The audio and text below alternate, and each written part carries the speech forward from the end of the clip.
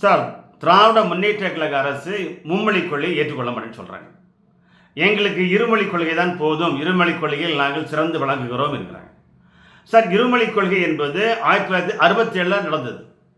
அன்றே ஈவேரா ராமசாமி உங்களுடைய தலைவர் பெரியார் இருக்கார், அவர் என்ன சொன்னார்? ஆங்கிலம் படியுங்கள், தமிழ் மட்டும் படிக்காதீர்கள், சமஸ்கிருதம் இருக்கும்போது ஆங்கிலம் படிங்க என்று சொன்னார். சார், இப்பொழுது புதிய கல்விக் கொள்கை முந்தைய பிரைம் மினிஸ்டர் இந்திரா காந்தி அம்மையார், ராஜீவ்காந்தி அவர்களெல்லாம் மும்மொழிக் கொள்கை கொண்டு வந்தார்கள். அதில் ஹிந்தி 3வது மொழியாக கட்டாய மொழியாக இருந்தது. ஆனால் இன்றைய பாரத பிரதமர் நரேந்திர மோடி அவர்கள் 2019 கொண்டு வந்த புதிய தேசிய கல்விக் கொள்கையில் 3வது மொழியாக இந்தியாவில் இருக்கின்ற 22 மொழிகளில் ஏதாவது ஒரு மொழியை தேர்ந்தெடுங்கள் என்று சொல்கிறார்கள். சார், நீங்கள் திராவிடம் பேசுகிறீங்க இல்லையா? தமிழ்நாடு, ஆந்திரம், கர்நாடகா, கேரளா, இந்த 4 சேர்ந்து நீங்கள் திராவிடம் சொல்கிறீங்க. இந்த 4 ஆட்சி செய்கின்ற அந்த மாநிலத்தினுடைய ஒரு மொழி சார். கன்னடம் படிக்க வைங்க, அல்லது தெலுங்கு படிக்க வைங்க, அல்லது மலையாளம் படிக்க வைங்க. ஸோ அந்த 3 மொழியவே நீங்கள் படிக்க விடாமன்னு சொன்னால் இது என்ன சார் நியாயம்? உங்கள் பசங்க எல்லாம் என்ன படிக்கிறாங்க? உங்கள் பசங்க கல்வித்துறை அமைச்சருடைய மகன் மகேஷ் பொய்யானுடைய மகன் பிரெஞ்சு படிக்கிறார். அவர் அந்த பெருமையாக என் பையன் பிரெஞ்சு படிக்கிறாருன்னு பேட்டி கொடுக்குறாரு. நியூஸ் வருது, டிவியில் வருது. சார், தமிழகத்தினுடைய முதலமைச்சருடைய மகள் அவர்கள், செந்தாமரை அவர்கள் வேளச்சேரியில் சன்சன் என்று பள்ளி நடத்துகிறார். அந்த பள்ளியில் ஹிந்தி இருக்கிறது, ஆங்கிலம் இருக்கிறது, தமிழ் இருக்கிறது. சார், ஒரு முதல்வர் குடும்பத்தினுடைய நடத்துகின்ற பள்ளியிலேயே இவ்வளவு 3 மொழிகள் இருக்கிறது. அது கிட்டத்தட்ட 20-25 ஆண்டுகளாக அந்த பள்ளியில் மும்மொழியை பயிற்றுவிக்கிறார்கள். தமிழகத்தில் இருக்கின்ற கிட்டத்தட்ட 80 லட்சம் மாணவர்கள் படிக்கிறார்கள். அதில் 30 லட்சம் மாணவர்கள் தனியார் பள்ளியிலோ சிபிஎஸ்சிலேயோ இன்டர்நேஷனல் ஸ்கூல்லையோ படித்து கிட்டத்தட்ட 30 லட்சம் மாணவர்கள் தனியார் பள்ளியில் மும்மொழி படிக்கிறாங்க.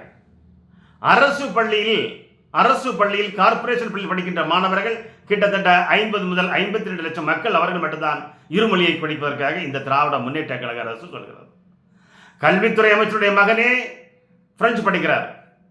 நம்முடைய ஆட்சி செய்கின்ற திராவிட முன்னேற்ற கழகத்தைச் சேர்ந்த மத்திய செயலில் போட்டியிட்ட வெற்றி பெற்ற திரு தயாநிதி மாறன் அவர்கள் தேர்தலில் வாக்கு கேட்கும்போது ஹிந்தியில் நோட்டீஸ் அடித்து ஓட்டு கேட்கிறார். சார், அது மட்டும் இல்லை சார், போன வாரத்தில் நடந்த ஈரோடு கிழக்கு சட்டமன்ற இடைத்தேர்தலில் திமுகவுடைய வேட்பாளர் ஹிந்தியில் நோட்டீஸ் போட்டு ஓட்டு கேட்கிறார். சார், ஹிந்தியில் ஓட்டு கேட்கிறார், ஹிந்தியில் பேசி ஓட்டு கேட்கிறார், ஹிந்தியில் நோட்டீஸ் அடித்து ஓட்டு கேட்கிறார். சார், அது மட்டுமல்ல சார், நம்முடைய முதலமைச்சர் மத்திய பட்ஜெட்டை எதிர்த்து பொதுக்கூட்டத்தில் பேசும்போது தெலுங்கில் பேசுகிறார். தெலுங்கில் மத்திய அரசையும் மாநில அரசையும் அண்ணாமலை அவர்களையும் திட்டுகிறார், ஆளுநரை திட்டுகிறார். தெலுங்கில் பேசி ஒரு குற்றச்சாட்டை சொல்கிறார். நம்முடைய முதலமைச்சருடைய தமைக்கையார் சகோதரி திருமதி கனிமொழி அவர்கள் பாராளுமன்றத்தில் மகாராஷ்டிராவுடைய சரத்துடைய மகள் எம்பி சுமித்ரா பீலேவுடன் ஹிந்தியில் பேசுகிறாங்க. திராவிட முன்னேற்ற கழகத்தினுடைய மூத்த எம்பி திருச்சி சிவா அவர்கள் ஹிந்தியில் அருமையாக பாடுகிறார், பேசுகிறார். தமிழகத்தில் இருக்கின்ற திராவிட முன்னேற்ற கழகத்தைச் சேர்ந்த மூத்த எம்பிக்கள், முன்னாள் அமைச்சர்கள் டிஆர் பாலு ஹிந்தி பேசுவார், திரு ஏ ராசா ஹிந்தி பேசுவார். சார், இவங்களெல்லாம் தன்னுடைய குழந்தைகளை, தன்னுடைய பேரப்பிள்ளைகள் எல்லாம் மும்மொழி படி வைக்கிறாங்க. திராவிட முன்னேற்ற கழகத்தைச் சேர்ந்த முதலமைச்சருடைய பேரன் எங்கே படிக்கிறான், துணை முதலமைச்சருடைய பையன் பேரன் எங்கே படிக்கிறான், தமிழ்நாட்டில் இருக்கின்ற 35 அமைச்சர்களுடைய அவருடைய மகன் மகள் பேரப்பிள்ளைகள் எல்லாம் எங்கே படிக்கிறாங்க சார்? சொல்லுங்கள் சார். உங்களுடைய எம்பிக்கள் 39 எம்பி இருக்காங்களே, அவங்க எங்கே படிக்கிறாங்க? தமிழகத்தை சேர்ந்த எம்பிக்களுடைய பிள்ளைகள் பேரப்பிள்ளைகள். எம்எல்ஏகளுடைய பசங்களை எங்கே படிக்கிறாங்க சார்? கவுன்சிலுடைய பசங்க எங்கே சார் படிக்கிறாங்க? சொல்லுங்கள் சார். ஒரு வெள்ளை இருக்கை சொல்லுங்கள். என்னுடைய மகன், என்னுடைய மகள் அல்லது என்னுடைய பேரன் ஆங்கில பள்ளியில் படிக்கவில்லை, மும்மொழி படிக்கவில்லை, இருமொழியெல்லாம் படிக்கணும்னு சொல்லுங்களேன் சார். உங்கள் பசங்கள்லாம் மும்மொழி படிக்கிறாங்க, ஆனால் நாங்கள் படிக்கக்கூடாதா?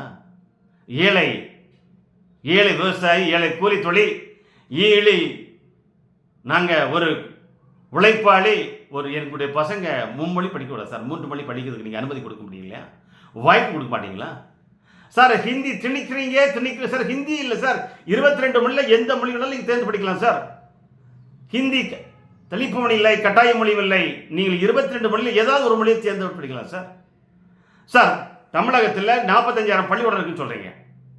45,000 பள்ளிக்கூடத்தில் ஒவ்வொரு மாவட்டத்திலையும் குறைந்தபட்சம் ஒரு 10 ஒரு மாவட்டத்தில் ஒரு 10 அரசு பள்ளிகளை தேர்ந்தெடுத்து அந்த பள்ளிகள் மட்டும் தமிழ், ஆங்கிலம், கன்னடம், இன்னொரு பள்ளியில் தமிழ், ஆங்கிலம், மலையாளம், இன்னொரு பள்ளியில் தமிழ், ஆங்கிலம், தெலுங்கு, இப்படி ஏதோ ஒரு 3 லாங்குவேஜ் படிச்சுன்னா அந்த பகுதியில் உள்ள மக்கள் யாருக்கு அவங்களுக்கு விருப்பம் உள்ளமோ அந்த மொழியை தேர்ந்தெடுத்து படிப்பாங்களா சார்? அது ஒரு வாய்ப்பு கொடுக்கலாம்ல.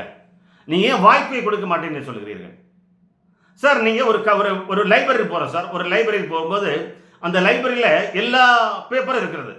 நான் ஒரு பேப்பர் வாங்கலாம்.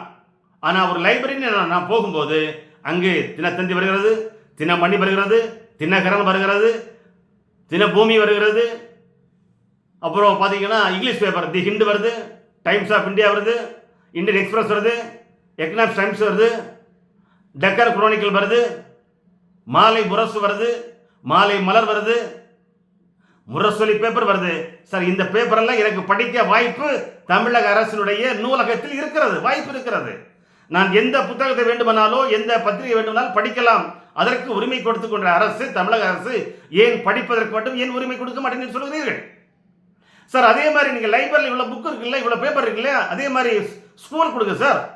ஸ்கூலில் மலையாளம் இருக்கட்டும், தெலுங்கு இருக்கட்டும், கன்னடம் இருக்கட்டும், உருது இருக்கட்டும், சமஸ்கிருதம் இருக்கட்டும், ஹிந்தி இருக்கட்டும், ஒடிசா இருக்கட்டும், குஜராத் இருக்கட்டும், மராத்தி இருக்கட்டும் சார். எந்த லாங்குவேஜ் இந்தியாவில் 22 மொழி ஏதாவது ஒன்று படிக்க சொல்கிறாங்க சார். படிங்க சார், படிக்க வாய்ப்பு கொடுங்க சார். சார் நீங்கள் ஹிந்தி திணிக்காத, நீங்கள் ஹிந்தி பிரச்சார சபாவில் படிக்க சொல்கிறீங்க. ஹிந்தி பிரச்சார சபா சென்னையின் தமிழகத்தினுடைய தலைநகரமான சென்னையின் தலைநகரமான டி நகரில் இருக்கிறது. டி நகரில் நான் போய் படிக்க முடியுமா சார்? என்னுடைய பசங்க அனுப்ப முடியுமா? மதுரையில் இருக்க நான் போக முடியுமா? தென்காசிக்கு நான் போக முடியுமா? அல்லது தருமபுரியில் நான் போக முடியுமா? கோயம்புத்தூருக்கு நான் போக முடியுமா? திருச்சியிலிருந்து நான் போக முடியுமா? தூத்துக்குடியிலிருந்து போக முடியுமா? கோயம்புத்தூர்லேருந்து போக முடியுமா? ஈரோடுலேருந்து போக முடியுமா? சார் நான் ஹிந்தி பிரச்சார சபை போகணுன்னா இங்கேருந்து நல்லா போக முடியுமா சார்? சென்னையில் இருக்கிறவங்களே ட்ரெயினிங்கில் போய் படிக்க முடியாது சார், தூரம் சார். ஒருத்தர் கிண்டியில் இருக்கிறாரு, அல்லது ஆதமக்கில் இருக்கிறாரு, அல்லது அம்பத்தூரில் இருக்கிறாரு, அல்லது பாரிஸில் இருக்கிறாரு, அல்லது வேளச்சேரியில் இருக்கிறாரு, அல்லது பழவந்தாங்கில் இருக்கிறாரு, அல்லது மேடூரில் இருக்கிறாரு, அல்லது தாம்பூரில் இருக்கிறார். அவங்க போய் டி நகரில் போய் இருக்கிற ஒரு சென்டரில் போய் படிக்க முடியுமா சார்? நீங்கள் அங்கே போய் படின்னு சொல்கிறீங்களா? நாங்கள் படிப்பதற்கு இடம் இருக்கிறது, ஆனால் இங்கிருந்து சொல்ல முடியுமா? எங்கள் அருகமையில் எங்கள் பள்ளியினுடைய மாணவர்கள் படிக்கின்ற பள்ளியிலேயே ஒரு அறையை இந்த மொழிக்கு நீங்கள் ஒதுக்கினால் என்ன சார்? தமிழ்நாடு முழுவதும் சாராயம் ஓடுது சார். கள்ளச்சாராயம் போகுது, விஷச்சாராயம் போகுது, டாஸ்மார்க் போகுது, கஞ்சா தரை கொண்டு பொழுது கல்லூரி மாணவர் குடிக்கிறாங்க, பள்ளி மாணவர்கள் குடிக்கிறாங்க, பெண்கள் குடிக்க ஆரம்பிச்சிட்டாங்க. கள்ளுக்கடையும் சாராய கடையும் டாஸ்மார்க்கையும் கஞ்சாவையும் திறந்து வச்சிருக்கிற நீங்கள், மக்கள் அடிமைப்படுத்த நீங்கள் படிக்கிறதுக்கு வாய்ப்பு கொடுக்க மாட்டீங்களா? குடிக்கிறதுக்கு வாய்ப்பு கொடுக்குறீங்கல்ல? ஒரு டாஸ்மார்க்கில் பல வகையான மதுபானங்கள் இருக்குல்ல, ஒரு பீர்லேயே பல வகையான பல மதுபானங்கள் இருக்குல்ல, அதே மாதிரி சரக்கு விலை உயர்ந்த சரக்குகள் இருக்குல்ல, ஃபாரின் சரக்குலாம் வச்சுருக்கீங்களா, பல தரப்பட்ட டாஸ்மார்க் வச்சுருக்கீங்களா சார்? படிக்கிறதுக்கு ஒரு மொழிக்கு எக்ஸ்ட்ரா கொடுக்க மாட்டீங்களா சார்? உங்கள் பசங்கள்லாம் ஹிந்தி படிக்கிறாங்க, நாங்கள் படிக்கக்கூடாதா? யோசிச்சு சொல்லுங்கள் சார். ஏழை எளிய மாணவன் நாங்கள் படிக்கக்கூடாதுன்னா நீங்கள் என்ன சார் அது நீங்கள் என்ன தடை பண்ணுறீங்க? நீங்கள் எல்லாம் மும்மொழி படிக்கிறீங்க, நாங்கள் படிக்கக்கூடாதா சார்? நாங்களும் உங்களை மாதிரி வளரக்கூடாதா? உங்களை மாதிரி அரசியலுடைய உச்சத்தை தொடக்கூடாதா? சம்பாதிக்கக்கூடாதா? வீடு மாளிகை கட்டக்கூடாதா? ஜமீன்தார வாழ முடியாதா? வாழ வாய்ப்பு கொடுக்க மாட்டீர்களா? அரசியல் பண்ணுறீங்களா? தமிழக மக்களை ஏமாற்றுகிறீர்களா? தமிழ் என்று சொல்லி தமிழ் மக்களை ஏமாற்றுகிறீர்களா?